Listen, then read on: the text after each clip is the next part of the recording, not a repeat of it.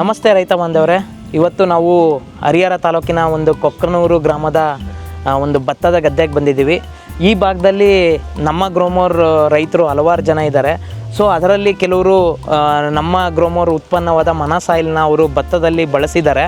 So ಇದರಿಂದ ಅವರಿಗೆ ಯಾವ್ಯಾವ ರೀತಿ ಉಪಯೋಗ ಆಗಿದೆ ಅನ್ನೋದನ್ನ ಅವರಲ್ಲಿ ಕೇಳೋಣ ಬನ್ನಿ. ಸರ್ ನಮಸ್ತೆ. ನಮಸ್ತೆ ಸರ್. ನಿಮ್ಮ ಹೆಸರು ಸರ್? ನಮ್ಮ ಹೆಸರು ಹನುಮಗೌಡ ಸರ್. ಹನುಮನಗೌಡ ಅಂತ ಸರ್. ಸೊ ನೀವು ಭತ್ತದ ಬೆಳೆಯಲ್ಲಿ ಈ ಮನಸಾಯಿಲ್ನ ಬಳಸಿದ್ದೀವಿ ಅಂತ ಕೇಳ್ಪಟ್ವಿ. ಹ್ಞೂ ಸರ್. ಸೊ ನಿಮಗೆ ಯಾವ ರೀತಿ ಒಂದು ಇದು ಉಪಯೋಗ ಆಗಿದೆ ಭತ್ತದ ಬೆಳೆಯಲ್ಲಿ ಅಂತ ನಮ್ಮೆಲ್ಲ ರೈತ ಬಾಂಧವರಿಗೆ ತಿಳಿಸಿ ಸರ್. ಸರ್, ಇದನ್ನ ಹಾಕೋದ್ರಿಂದ ಬೇರು ಉತ್ಪನ್ನ ಆಗುತ್ತೆ, ಡೆವಲಪ್ಮೆಂಟ್ ಆಗುತ್ತೆ, ಚೆಂಟಿನೂ ಉಡುತ್ತೆ, ಆಮೇಲೆ ಕಾಳ ದೃಢವಾಗಿ ಬರುತ್ತೆ ಸರ್. ನಂತರ ಮತ್ತೆ ಇಳುವರಿಯಲ್ಲಿ ಏನಾದರೂ ಇಳುವರಿನೂ ಹೆಚ್ಚುವರಿ ಆಗಿದೆ ಸರ್. ಓಕೆ, ಇಳುವರಿ 40 ಚೀಲ ಬಂದಿದೆ ಸರ್. ಅದಕ್ಕಿಂತ ಮುಂಚೆ ಎಷ್ಟು ಬರ್ತಿತ್ತ? 35 ಚೀಲ 32 ಚೀಲ ಬರೋ ಸರ್. ಸೊ ಅದರಲ್ಲಿ ನಾವೀಗ ಒಂದು ತೆಂಡೆಯನ್ನು ತಗೊಂಡು ಸೊ ಯಾವ ರೀತಿ ಬಂದಿದೆ ಅನ್ನೋದನ್ನ ನೋಡೋಣ.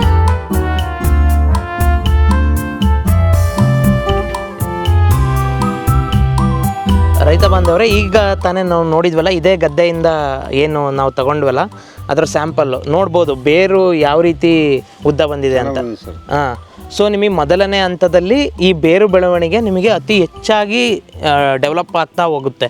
ಸೊ ಈ ಬೇರು ಎಷ್ಟು ನಿಮಗೆ ಉದ್ದ ಅಥವಾ ದಪ್ಪ ಆಗಲಿ, ಮರಿ ಬೇರುಗಳ ಸಂಖ್ಯೆ ಈಗ ನೋಡ್ಬೋದು, ಚಿಕ್ಕ ಚಿಕ್ಕ ಬೇರುಗಳು, ಈ ದೊಡ್ಡ ಬೇರುಗಳ ಜೊತೆ ಮರಿ ಬೇರುಗಳ ಸಂಖ್ಯೆನೂ ಸಹ ಇದು ಜಾಸ್ತಿ ಮಾಡೋದ್ರಿಂದ ಭೂಮಿಯಲ್ಲಿ ಇರೋ ಎಲ್ಲ ಪೋಷಕಾಂಶಗಳನ್ನು ಸಹ ಇದು ಹೀರಿ ತನ್ನ ಬೆಳೆಗೆ ಒದಗಿಸ್ಕೊಡುತ್ತೆ.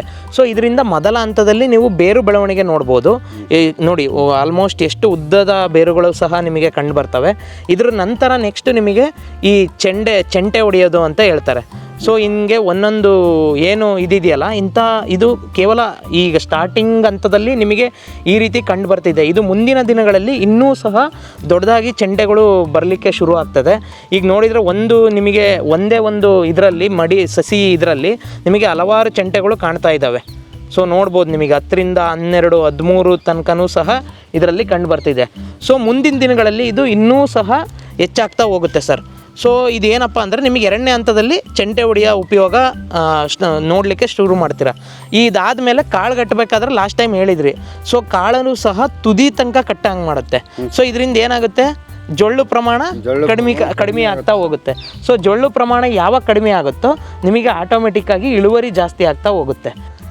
ನಮ್ಮ ಗ್ರೋಮೋರ್ ಮನಸಾಯಿಲ್ ಬಳಸಿ ಇಳುವರಿ ಹೆಚ್ಚಿಸಿ.